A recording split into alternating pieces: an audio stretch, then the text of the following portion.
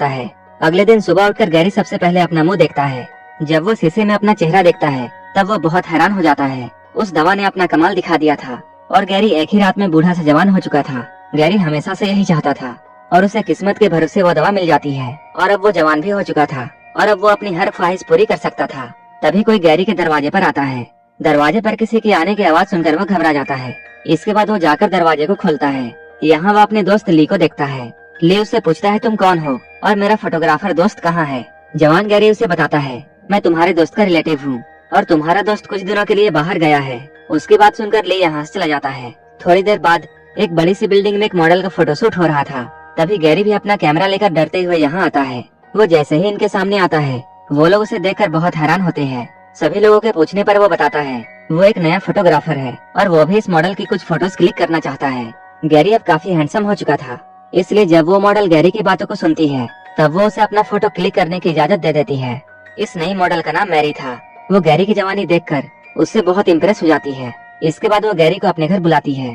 धीरे धीरे करके अब गैरी की जिंदगी बहुत बदल चुकी थी और अब वो इतना हैंडसम था कि किसी भी लड़की को अपनी तरफ अट्रैक्ट कर सकता था। इसके बाद वो बहुत सारी लड़कियों के साथ गपागप करता है। वो बीच बीच में इस दवा को लेता था ताकि उसकी जवानी बनी रहे और कोई भी उसका राज ना जाने। कुछ दिनों बाद गैरी मैरी के साथ एक पार्टी में आता है। इस पार्टी में वो देखता है यहाँ बहुत सारी लड़कियाँ हैं। इन सारी ब्यूटीफुल गर्ल्स को देखने के बाद गैरी के मन में लालच आने लगती है। लेकिन इसी पार्टी में एक लड़की सबसे अलग बैठी हुई थी और गैरी उसी के पास जाता है। यहाँ आकर वो उससे बातें करता है। वो उसे अपना नाम बताता है और वो उसका नाम पूछता है। वो लड़की बताती है उसका नाम नताशा है। वो भी गैरी को देखकर उसकी तरफ अट्रैक्ट हो जाती है। गैरी भी उस लड़की को पसंद करने लगा था। इसके बाद गैरी उसके घर में जाता है और वो उसके साथ पूरी रात घपाघप कार्यक्रम करता है। अगली सुबह जैसे ही गैरी जागता है वो आईने में देखता है वो फिर से बूढ़ा हो चुका है। नताशा अभी भी सोई हुई थी। इसके बाद वो नींद में ही उसे छोड़कर यहाँ से चला जाता है और वो सीधे मेडिकल स्टोर जाता है जहाँ से उसने ये दवा ली थी। यहाँ आकर वो लीजा से मिलना चाहता है। दुकान में बैठी हुई लड़की से बातें करते हुए गैरी की नजर जैसे ही एक बॉक्स पर पड़ती है वो उस बॉक्स को उठा लेता है क्योंकि गैरी को ऐसा लगता है जैसे इस बॉक्स में दवा है। तभी लीजा यहाँ आती है और वो उसे समझाती है इस बॉक्स में कोई दवा नहीं है। लेकिन गैरी उसकी कोई भी बात नहीं सुनता है क्योंकि गैरी को तो बस अपनी जवानी वापस चाहिए थी और वो हर हाल में जवान दिखना चाहता था। इधर लीजा उससे वो बॉक्स लेना चाहती थी। तभी इन दोनों के बीच में हाथापाई शुरू हो जाती है और गैरी उसे जान से मारकर यहाँ से भाग जाता है। इसके बाद वो अपने घर आता है। घर आकर वो जैसे ही इस डब्बे को खोलता है वो देखता है यहाँ बस थोड़ी सी ही दवा है। वो इतनी सी दवा देखकर बहुत दुखी होता है।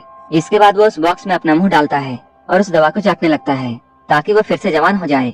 उस डब्बे को चाटते हुए वो सो जाता है। अगले दिन जब गैरी की नींद खुलती है तब वो देखता है वो फिर से जवान हो चुका है। इसके बाद वो जल्दी से तैयार होकर नताशा के घर में फिर से आता है। यहाँ ये लोग दिन भर बहुत एंजॉय करते हैं। अगले दिन जब गैरी की नींद खुलती है तब उसे जोरों से सर दर्द होता है और वो देखता है नताशा बेड पर नहीं है। वो अपने बेड से उठता है और वो अपना सर पकड़कर नताशा को ढूंढने लगता है। जब वो नताशा को ढूंढते हुए बाथरूम की तरफ जाता है वहाँ उसे एक बूढ़ी औरत नजर आती है। गैरी जब उससे पूछता है तुम कौन हो तब वो बूढ़ी औरत बताती है मैं नताशा हूँ। ये सुनकर गैरी बहुत हैरान होता है। नताशा उसे बताती है मैं एक दवा खाने से दवा खाकर जवान हुई थी लेकिन कल किसी ने उस दवा बनाने वाली को मार दिया जिसके कारण आज मेरे पास वो दवा नहीं है। नताशा की बात सुनकर गैरी बहुत शौक होता है क्योंकि उसी ने जल्दबाजी में लीजा को मार दिया था। तभी गैरी भी अचानक बूढ़ा हो जाता है। उसे देखकर इस बार नताशा बहुत हैरान होती है। मूवी के लास्ट में हम लोग ये देखते हैं ये दोनों लोग यहीं पर तड़प तड़प कर मर जाते हैं क्योंकि इन दोनों ने ही दवा का ओवरडोज लिया था। लीजा ने दवा देने से पहले ही इन दोनों को समझाया था कि इस दवा का ओवरडोज इन्हें मार सकती है और ऐसा ही होता है। ये दोनों यहीं पर मर जाते हैं और यहीं पर ये मूवी खत्म हो जाती है। अगर आपको ये मूवी अच्छी लगी हो तब एक लाइक जरूर कर देना और ऐसे ही मूवीज के लिए मेरे चैनल को जरूर सब्सक्राइब कर लेना। तो मिलते हैं हमारे नेक्स्ट वीडियो में।